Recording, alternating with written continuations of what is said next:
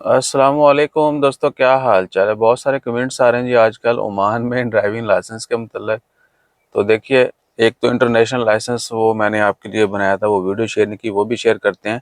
और उसके बाद हाजी कैसर साहब, एक तो इनका कमेंट भी बड़े अरसे बाद आया है और पूछ रहे हैं जी कि ओमान में ड्राइविंग लाइसेंस पे कितना खर्चा आता है। देखिए, जो एलटीवी लाइसेंस है ना, वो हर कोई ले सकता है। सिर्फ विजिट वीज़ा के ऊपर आप जो है ना वो नहीं ले सकते। बाकी अगर फैमिली वीज़ा है 2 ईयर का या वर्क वीज़ा है कोई भी, तो आप ले सकते हैं। और उसके लिए कंपनी से भी कुछ लेने की ज़रूरत नहीं है, ठीक है ना। बस आपका बताका वैलिड होना चाहिए, दैट्स इट। आपने ऑनलाइन जो है वो बुक लेनी है आरओपी की वेबसाइट से, एप्लीकेशन से। उसके बाद जो है आप ट्रेनिंग शुरू करें और टेस्ट देना शुरू कर दें। अगर आपके पास इंडिया पाकिस्तान का लाइसेंस है तो आपका ड्रम स्लोप जो है ना वो स्किप हो जाएगा, लेकिन उसके लिए भी आपको एम्बेसी से वेरिफिकेशन करवाना होगी लाइसेंस की। उसके बाद आपने जो है ना वो स्किप करवाना है, ठीक है जी। और खर्चा कितना आता है आजकल, कम से कम जो है वो कोई 7 रियाल के करीब जो है एवरेज रेट, या कह लें कि 7 रियाल पर आवर ट्रेनिंग है। और अगर आप बिगनर हैं, यानी पहली दफ़ा आपने ड्राइविंग करनी है, तो आप जल्दी सीख जाएंगे। अगर आपने पहले पाकिस्तान या इंडिया अपने मुल्क में गाड़ी काफ़ी चलाई हुई है और एक्सपीरियंस रखते हैं, तो फिर थोड़ा सा मुश्किल होता है, ठीक है ना। वो साइड चेंज की वजह से अच्छे खासे जो है ना वो मामला आपके बिगड़ जाते हैं। बहरहाल ट्रेनिंग के ऊपर ही है कि जितनी अच्छी आपकी ट्रेनिंग होगी। और सिर्फ ये नहीं कि गाड़ी चलाना, अक्सर छुड़ता जो आपका टेस्ट ले रहा होता है वो आपसे सवाल जवाब भी करता है, आपको गलती करवाने की भी कोशिश करता है। तो आपने वहाँ सब भी जो है ना वो एक्टिव रहना है और सवालात के जवाब भी एक्यूरेट देने हैं। यानी ये रोड सिंगल है या टू वे है, उसके बाद इस रोड की स्पीड कितनी है, वो आपको बोलेगा जी फुल जितनी स्पीड है उतनी लिमिट पे जाओ। तो ये नहीं कि यहाँ 90 100 120 है तो आपने दौड़ा देनी है। आपने बाकी आगे पीछे भी देखना है कि यहाँ यहाँ पे मुमकिन भी है या नहीं है। इस तरह सारी चीज़ें बहुत सारी आपको नोट करना पड़ती है। तो खर्चा कितना होता है पर आवर देख लें। ट्रेनिंग अगर 7 रियाल भी देते हैं तो आपको 8-10 घंटे तो लेनी पड़ेगी हाथ सीधा करने के लिए। उसके बाद अगर आपका टेस्ट फेल हो जाता है तो आपको मज़ीद जो है इम्प्रूव करना पड़ेगा, उसके लिए फिर आपको ट्रेनिंग लेना पड़ेगी।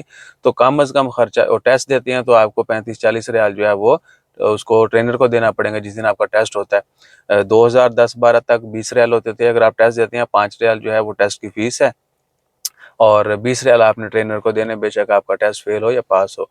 और रोड के लिए भी और ड्रम स्लोप के लिए भी, ठीक है जी। तो ये सूरत हाल है। कम से कम 200 रियाल जहन में रखें कि अगर आप बहुत अच्छे से सीख के जो है ना वो ड्राइविंग करेंगे तो आपको 1-2 टेस्ट में मिलने का चांस है कि जी आप ले लेंगे पहले या दूसरे में। तो फिर भी 200 रियाल आप जहन में रखेंगे, 200 रियाल आपका कम से कम खर्चा हो जाएगा, ठीक है जी। और लोगों ने तो हज़ारों भी लगाए हैं। एवरेज भी इतनी है, 3-4 टेस्ट में लोगों को मिल जाता है। 3-4, हाँ 3-4 में मिल जाता है। और पाकिस्तानी इतने में ले लेते हैं। बहुत कम लोग होंगे जिनको 5-6-7 या 10 तक पहुंचते होंगे। पाकिस्तानी यानी आपको पता है थोड़ा सख्त हैं हम। तो आपने ठान लेनी है कि जी मैंने पहले में लेना है, तो पहले से पहले जो है ना आपने फुल ट्रेनिंग कर लेनी है।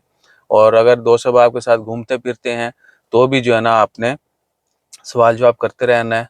और नहीं भी घूमते तो जब आप ट्रेनिंग शुरू करेंगे तो उन दिनों आपने हर बंदे का दिमाग खा जाने का पाया ना, ये कानून क्या है, इधर जाना है उधर जाना है।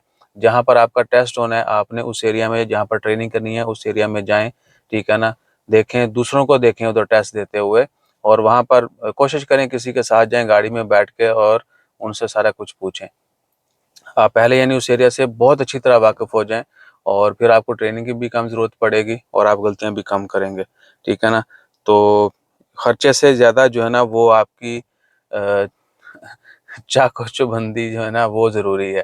क्योंकि शुरते ने कहना जी पाया, मुझे उसने बोला था कहाँ कितनी स्पीड इस रोड के ऊपर। मैंने बोला जी 90। तो कह रहा है तुम 70 पे क्यों जा रहे, ठीक है ना। मैंने बोला ये आगे सिग्नल है। फिर सिग्नल से उसने 4 लेने थी। ये अलखोद की बात कर रहा हूँ, अलखोद द्वार जो है ना। तो मैं राइट लेन में था, मुझे बोला यू टर्न लो, वो वापस पार्क की तरह जहाँ पर टेस्ट होता है। तो मैंने बोला ये यहाँ से यू टर्न मुमकिन नहीं है, ये ड्राइव है, ये सीधी जाएगी। ठीक है ना। तो बोला क्यों, मैंने बोला जी अगर तो आपने सिग्नल के ऊपर आके बोला तो यहाँ तो लेन ही चेंज कर सकते, ये लेन सीधी जा रही है। फिर हम आगे सीप से यू टर्न लेके वापस आए, ठीक है। तो इस तरह की बहुत सारी गलतियां करवाने की भी कोशिश करते हैं अक्सर। कुछ सिग्नल्स जो है ना हिडन होते हैं। हमें फैसल भाई ने बताया था कि रूबी में बहुत साल पहले जो है एक दीवार के ऊपर, वहाँ पर राउंड जो है ना लेफ्ट जाना मना था, ठीक है। लेकिन जैसे ही आप लेफ्ट मुड़ते थे तो साइन आगे का आता था, वो साइन पीछे नजर नहीं आता था आपको दीवार पे खड़े हुए, जब आप आधा मुड़ जाते थे तब नजर आता था, दरख्तों की ओट में था।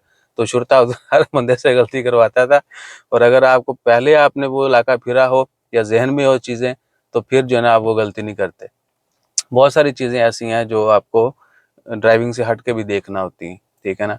तो वो आपको गली बात ही ना गलती करवा देते हैं। बहरहाल वीडियो काफ़ी लंबी हो गई है, तो जहन में जो है ना आप हर चीज़ रखनी है।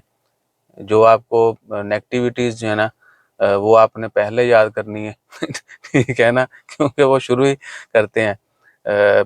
गाड़ी जब चलानी है तो वहाँ अगर जर्क करती है तो भी आपको अक्सर फेल कर देते हैं कि जो गाड़ी खड़ी गड्डी है ना वो जंप मारी जाती है।